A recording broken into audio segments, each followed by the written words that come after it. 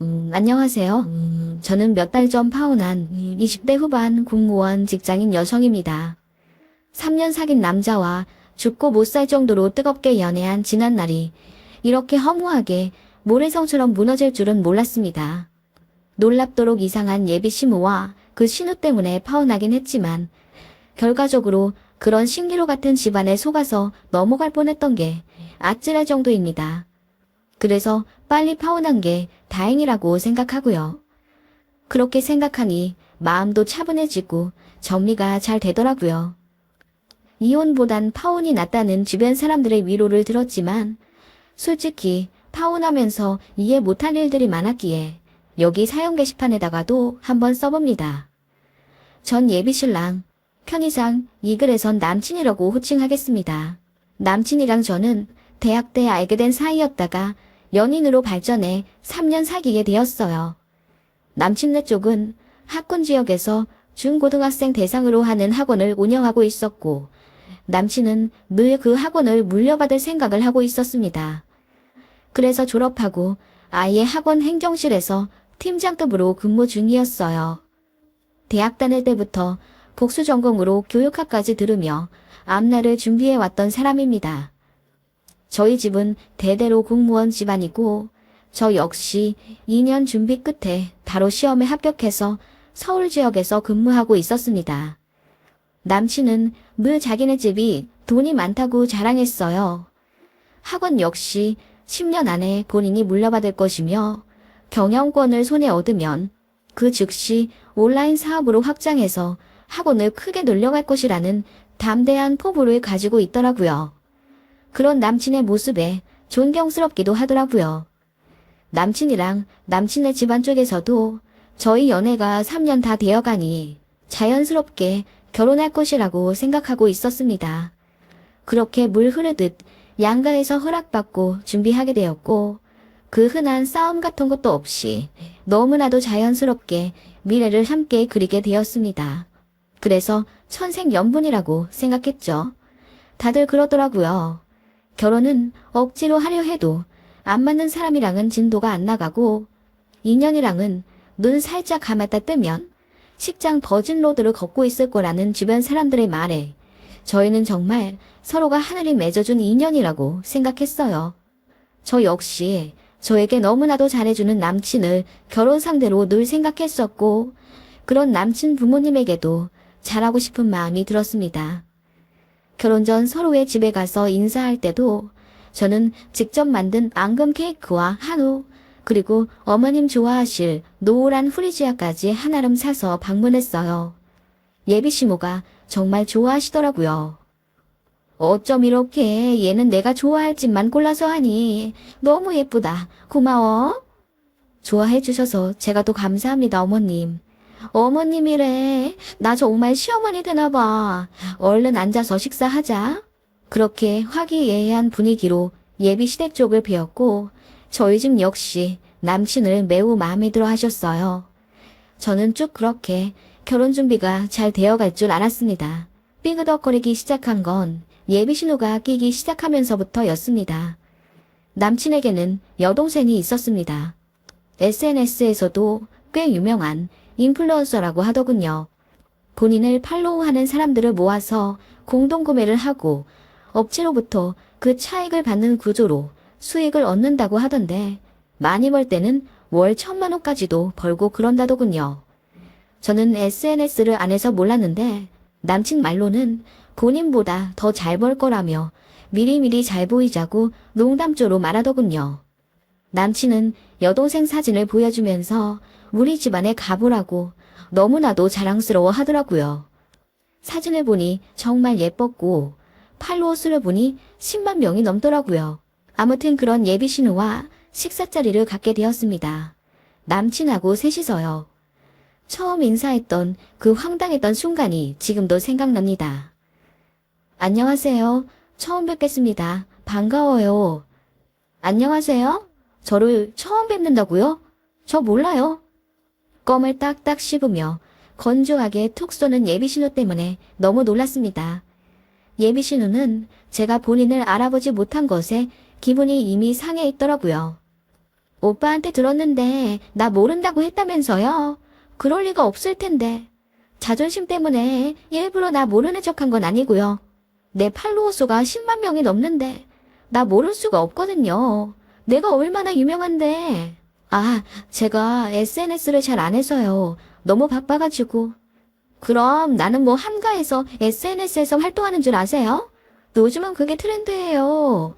세연이 될 분은 좀 잘 꾸미고 세련되게 바랬는데 나 피드에 올리지도 못하겠어.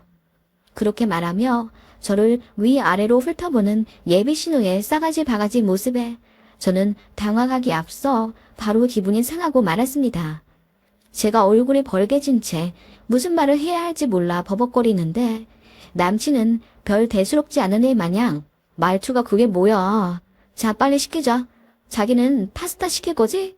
하며 다른 대화로 넘어가더군요. 예비 신우는 그렇게 저와 마주하는 줄곧 탈장을 끼며 저랑 말 섞는 것도 싫다는 듯 대화에 거의 참여하지 않았고 가끔 내뱉는 말들도 모두 저를 무시하는 발언들이었어요. 공무원에서 월 얼마나 버냐는 둥. 여자는 명품으로 자기 이미지를 표현하는데 저는 그 흔한 샤넬백도 없어서 슬프겠다는 둥. 제 심기를 건드리는 불편한 말들만 하더라고요. 새언니는 화장한 거예요? 저처럼 샵 가서 돈 주고 받아야지 사진에 잘 나오죠. 나 다니는 샵에 아이돌도 여러 다녀요. 언니도 좀 꾸미고 그러세요. 그러다 오빠 바람나면 어쩌려고 그러세요. 네? 아니 그런 걸로 바람날 인간이면 제가 먼저 버리죠. 제가 열받아서 입 꽉 깨물고 한마디 하자. 아무리 그래도 자기가 오빠 여동생인데 앞에서 어떻게 버리냐는 둥 말을 함부로 하냐면서 신호짓을 하려고 시동 걸더라고요. 언니, 미리 말하지만 나 꽤 쿨해요. 그런데 아니다 싶으면 아니라고 말하는 편이에요. 그리고 언니랑 나는 아무래도 평생 친해지지 못할 것 같은 종족들인데 그냥 서로 적당히 거리 두면서 살아요. 그게 낫겠네요. 하면서 콜라를 쭉 빨더라고요. 저는 태어나서 이렇게까지 대놓고 무한 당해본 적이 없습니다. 이게 말로만 듣던 시자짓인가 싶어서 서럽기까지 하더라고요. 남친은 그런 여동생을 그냥 웃기다는 듯 바라보는 게 제일 문제였습니다. 식사가 어떻게 끝났는지 모르겠습니다. 저는 내내 얼굴이 굳어 있었고 남친이랑 예비신우는 저들끼리 아는 재밌는 이야기를 하며 낄낄거렸고 저는 완벽한 이방인이 된 듯 외로웠어요. 그렇게 자리가 파하자마자 저는 남친에게 불만을 토로했어요. 자기 뭐야? 자기 여동생이 그렇게 무례하게 얘기하는데 어떻게 내 편 한 번 안 들어줘? 어? 아, 걔가 좀 싸가지가 없긴 해. 내가 말했잖아. 필터링 안 하고 말한다고. 그런데 그거 다 아기가 있어서 하는 말이 아니야. 걔 말하는 스타일이 원래 그런 거고 마음은 여리고 착해. 너도 같이 지내다 보면 알 거야. 그리고 어릴 때 배신을 하도 많이 당해서 낯선 사람한테 원체 좀 방어 기질이 있어. 그런 거는 너도 이제 올케 언니가 되니까 이해를 해줘야겠지? 나만 이해해줘? 서로 조심해야지. 내가 올케면 신우가 하는 짓은 다 받아줘야 한다는 거야? 아니, 그런 건 아닌데. 자기가 그렇게 기분 나빠할 줄은 몰랐어. 걔 어차피 바빠서 자주 보지도 못하고 나랑도 연락 잘 안 하는 사이니까 앞으로 결혼해도 마주칠 일 거의 없을 거야. 그럴까봐 오늘 식사 자리도 일부러 만든 거고. 일부러 이렇게 자리 만들지 않은 이상은 걔랑은 엮일 일이 없어. 그러니까 기분 풀어. 응? 아니, 앞으로 자주 마주칠지 안 마주칠지 자기가 어떻게 알아. 그리고 난 자기 태도도 너무 기분이 나쁘다고. 그 자리에서 동생한테 한 소리 해줬어야지. 미안해. 나도 그게 익숙해져서 문제가 될 거라고 생각 못했나 봐. 내가 조심할게. 미안해. 사과 받아주라. 응? 그렇게 연신 사과하는 남친이었고 저는 예비신우가 걱정되긴 했지만 남친 말대로 그냥 성격이려니 하고 생각하고 애써 좋게 넘어가려 했습니다. 그렇게 예식장까지 계약을 하게 되었고 연이어 웨딩 촬영, 드레스, 메이크업, 신혼여행 등 결혼 준비하느라 바쁜 나날을 보내고 있었습니다. 상견례 날짜도 잡힌 상황이라 정말 눈코 뜰 새 없이 바쁘고 설렘과 동시에 긴장되던 날들이었죠. 제일 중요한 신혼집에 대해 말하자면요. 결혼 이야기 나오던 처음에 예비시모 되실 분이 신혼집을 해주시겠다 하셨어요. 남자가 집 해오는 게 당연하다 하시며 저더러 숟가락만 들고 오라고 농담조로 말씀하시더라고요. 물론 그 말을 100% 믿은 건 아니고요. 저도 공무원이라며 모은 돈 4천만 원과 친정에서 저 시집 보낼 때 1억 해주실 생각으로 저 어릴 때부터 따로 모아두신 종잣돈이 있었다고 말씀하셨어요. 저희도 성의를 최대한 보여서 결혼할 때 보탤 거라고 말씀드리니 너무 좋아하시더라고요. 솔직히 남친은 모은 돈이 거의 없었어요. 부모님 밑에서 일하니 연봉은 대기업 수준으로 받긴 했지만 그건 어디까지나 연봉 계약서상의 금액이었고 부모님이 돈 관리해준다는 명목으로 거의 용돈 받아 생활하던 사람이더군요. 그걸 저는 결혼 준비와 동시에 서로 모은 돈 오픈하는 과정에서 알게 되었어요. 남친은 그래도 의기양양하더라고요. 부모님이 결혼할 때 다 되돌려 주신다고 했다면서 그냥 부모님이 운영하고 있는 학원 자체가 자기 것이라며 으스댔어요. 아니나 다를까 예비시댁에서도 그런 식으로 말씀하셨고요. 그렇게 예비시모는 처음에는 매매로 서울권 아파트를 구해주시겠다 하셨는데 나중에 말이 바뀌시더니 전세로 해주시겠다 하더군요. 그러다가 또 다시 말이 바뀌어서는 학원 재정 문제로 당장 현금을 융통하기가 어렵다며 3억만 보태주시겠다 하더군요. 말이 여러 번 바뀌어서 혼란스럽긴 했지만 솔직히 3억이 어디인가요? 요즘 세상에 하도 억억거려 말이 쉬운 돈이지. 그것도 정말 굉장히 큰 돈이잖아요. 솔직히 저는 그것도 감사하다 생각했습니다만 저희 친정에서는 예비시댁이 자꾸 말 바꾸는 것에 대해 걱정하시더라고요. 그런데 말이 또다시 바뀌어 2억만 해주실 수 있겠다고 저한테 예비시모가 직접 전화를 걸어 말씀해 주시더라고요. 너무 미안해. 나는 한 5, 6억 정도 용돈 가능할 줄 알았는데 애들 아빠 말 들어보니까 당장은 그렇게 하기가 힘들겠더라고. 너희 집이 공무원 집안이라 잘 모르실 수 있겠는데 오해는 하지 마. 회사 경영하다 보면 이런 일은 비위비재해. 당장 융통이 안 되는 거지 돈이 없다는 건 절대로 아니야. 우리 학원 재정 가치가 얼마나 높은데. 아무튼 일단 되는 대로 해서 신혼집 구해서 살고 내가 5년 안으로 아파트 하나 꼭 해줄게. 우리 학원 잘 되는 거 알잖아. 그치? 미안하다. 아, 네, 괜찮습니다. 개의치 마세요. 그렇게 연신 미안하다 말씀하시는 예비시모 앞에서 저는 괜찮다 말씀드릴 수밖에 없었습니다. 뭔가 삐그덕거리기 시작한다는 걸 느끼면서도 거기서 스탑을 외치기엔 뭔가 용기가 안 났어요. 결혼 준비하시는 분들은 아실 겁니다. 예식장 계약하고 본격 준비 시작하고 나면 무르기가 너무나도 힘이 듭니다. 이미 주변에 결혼한다 소문은 쫙 났고 청첩장만 찍어 돌리는 상황인데 보수적인 공무원 분위기에선 파혼 이야기 꺼내는 것조차 뭔가 조심스럽습니다. 그런데 막상 모든 패가 까 뒤집어진 상태에서 제대로 보니 돈 많다 자랑했던 예비시댁과 남친은 2억 해오고 평범한 공무원 집안인 저희는 1억 4천을 가져가는 상황인 거죠. 친정엄마는 얘기 듣고 나서 노발대발 하시며 당장 결혼 준비를 멈추라고 화내셨습니다. 남친한테도 따로 전화하셔서는 왜 부모님 말씀이 계속 바뀌시냐며 이렇게 해서는 딸 절대로 못 보낸다 하셨습니다.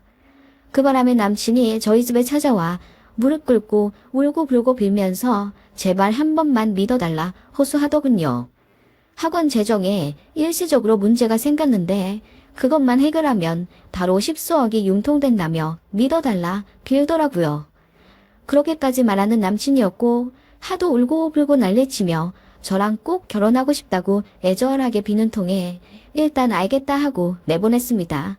하지만 저희 부모님은 뭔가 해결되지 않는 이상한 점들이 느껴진다며 일단 상견례를 조금 더 미루고 신혼여행이며 스드메 계약을 잠시 멈춰두라고 하셨죠. 돈을 2억 해오는 것에 문제를 삼은 건 절대로 아닙니다. 자꾸 말을 바꾸시는 것이 뭔가 문제가 있다는 생각에 드신 거죠. 왜냐하면 당장이라도 신혼집 매매해 줄 듯이 돈 많다고 자랑했던 집안이니까요. 그래서 파혼이라기보단 잠정적 중단 상황이 되었습니다.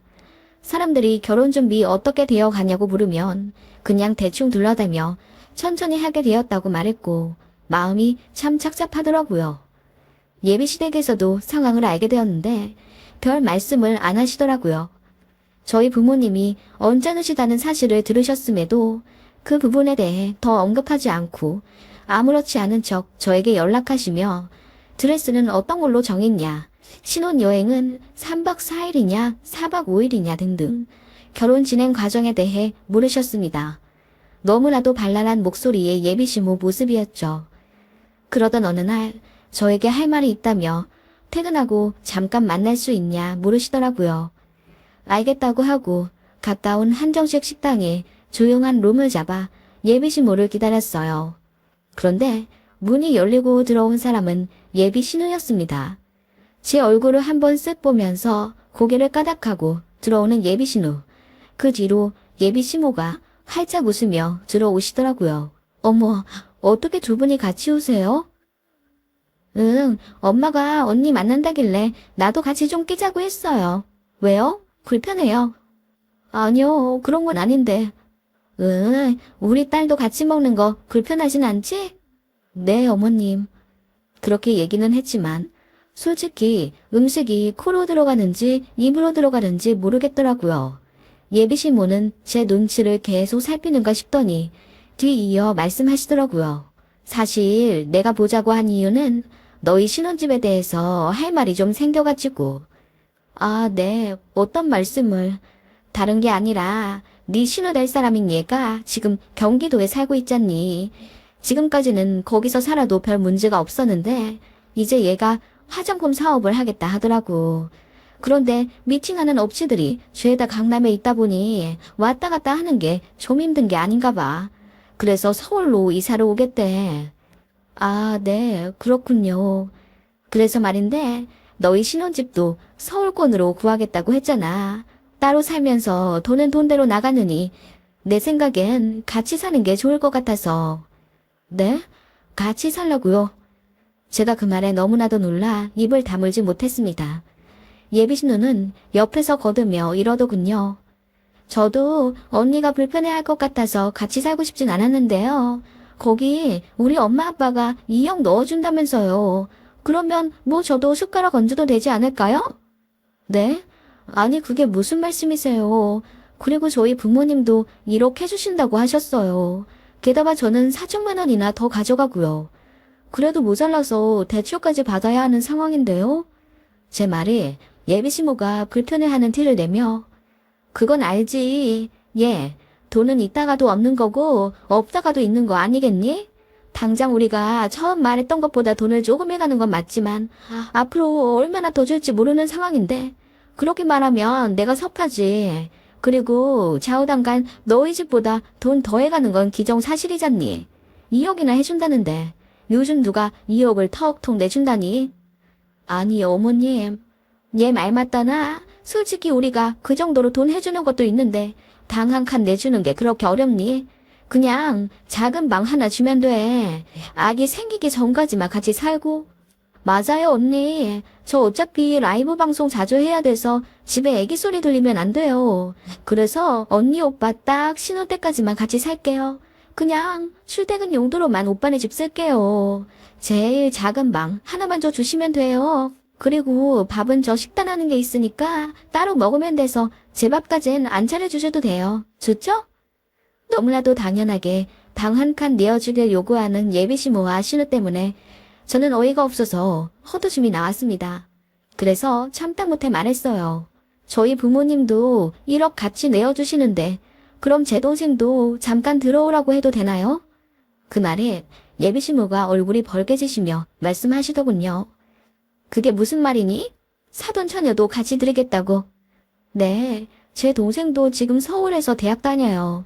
자취하고 있는데 뭐하러 돈 따로따로 나가게 쓰고 있나요? 저희 신혼집 들어오라고 해서 다 같이 살죠 뭐. 아니, 그게 말이 되니?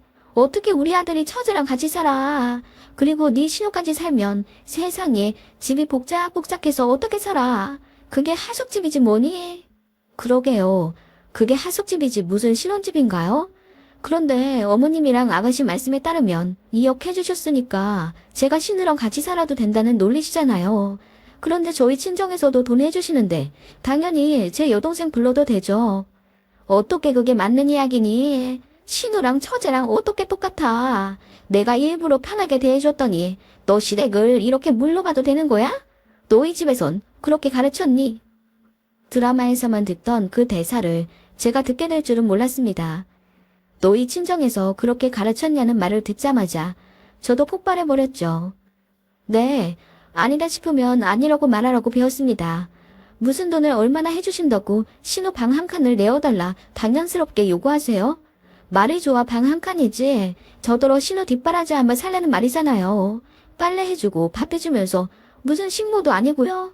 시댁 우습게 안다는 말 들으니 더 확신이 드네요. 제가 이를 악물고 한마디 하자 예비 신우랑 시모가 얼굴이 울그락불그락하며 저에게 손가락질을 하더라고요. 엄마, 이 언니 완전 미쳤어. 그러게, 너 정신이 나갔니? 시댁 가족 하나같이 살자는데 그렇게까지 우리한테 화낼 일이야. 우리 딸이 꽁으로 있겠다는 것도 아닌데 너 우리가 돈 다 안 해주니까 곤색 드러났구나. 너 같은 속물은 우리가 사절이야. 당장 우리 아들한테 전화해서 너랑 파혼하자고 해야겠다. 그렇게 말하시는 예비 시모에게 저도 당당히 외쳤습니다. 전화하지 마세요. 뭐라고? 그래, 파혼은 좀 그렇지. 그럼 당장 사과해. 아니요, 제가 전화하겠다고요. 파혼하겠다고. 그렇게 말하곤 제가 전화기를 들어 남친에게 전화를 걸었습니다. 그리고 남친이 전화 받자마자 저는 파혼하자고 한마디 하곤 전화를 끊었죠. 그렇게 자리에서 일어났더니 예비시모가 당황해하면서 정말 이대로 끝낼 거냐고 제 옷자락을 잡으시더군요. 뿌리치고 일어났습니다. 그렇게 전부 끝나버렸죠. 남친은 뒤늦게 사실 알고 헐레벌떡 달려와 미안하다고 사과하며 다시 결혼 준비하자고 파혼을 물러달라 부탁하더군요. 뭐가 미안하냐고 물으니 남친의 황당한 말. 2억밖에 못 보태서 미안해. 신호까지 데리고 살아야 하니 우리가 적어도 3억은 가져갔어야 했는데 라고 하더라고요. 어찌되었건 남친의 집에서는 신우를 저희 신혼집에서 같이 살게 하려고 계획을 짰었나 보더라고요. 그 집에선 신우 말에 워낙 꼼짝을 못한다네요. 정말 황당했고 어차피 파혼까지 한 상황에 다 까발려 얘기해보라고 했습니다. 왜 자꾸 예비시모의 말이 바뀌었는지 그것부터 설명해보라고 하니 얼머무리던 남친이 마침내 입을 열더군요. 본인네 학원도 예전 같지가 않대요. 주변에 더 큰 프랜차이즈 학원 상가들이 우후죽순으로 생겨나면서 5, 6년 전부턴 수강생도 줄고 경영난이 시작되었다네요. 그래도 학원 자체의 가치는 높아서 5년 안에 학원을 팔 생각이었는데 권리금으로 10억을 예상하고 있었다네요. 예비시모가 말한 그 5년 내로 아파트 사주겠다고 한 것도 바로 그런 이유였나 봐요. 학원을 넘기면 목돈이 생기니까 그 돈으로 집을 해주겠다 하셨던 모양이에요. 그런데 솔직히 말이야 바꾸면 그만이니까 그 돈으로 정말 저희 집을 사주실지 아님 해준다는 말만 번지르르 하게 하며 유세란 유세는 잔뜩 떨군 결정적인 순간에 돈 감춰버리는 것도 충분히 예상이 가잖아요. 게다가 예비신우란 사람은 그렇게 돈은 많이 벌지만 또 그만큼 쓰기도 엄청 쓴다네요. 왜냐하면 품위 유지라는 게 있잖아요. 팔로워하는 그 수많은 사람들이 예비신우에게 기대하는 이미지에 충족하려면 끊임없이 명품을 사고 외모를 치장해야겠죠. 그래서 속빈 강정이라네요. 모아둔 돈도 없는 그런 집안이었던 거예요. 게다가 제가 따로 알아본 바로는 학원을 넘겨도 10억은 언감생신이라네요. 몇 달 전에 학원 내에 불미스러운 일이 생겨서 경찰이 왔다 갔다 한 이후로 브랜드 가치도 확 떨어져 그나마 있던 수강생들도 다 나가는 추세라며 부동산 사장님 말로는 남친네 학원 이미지가 완전히 날아가서 학원 권리금으로 2억이나 받을지 모르겠다더군요. 모든 사실을 알고 나니 소름이 끼쳤습니다. 눈 가리고 아웅도 유분수지. 일단 결혼부터 하고 나면 그만인 건지.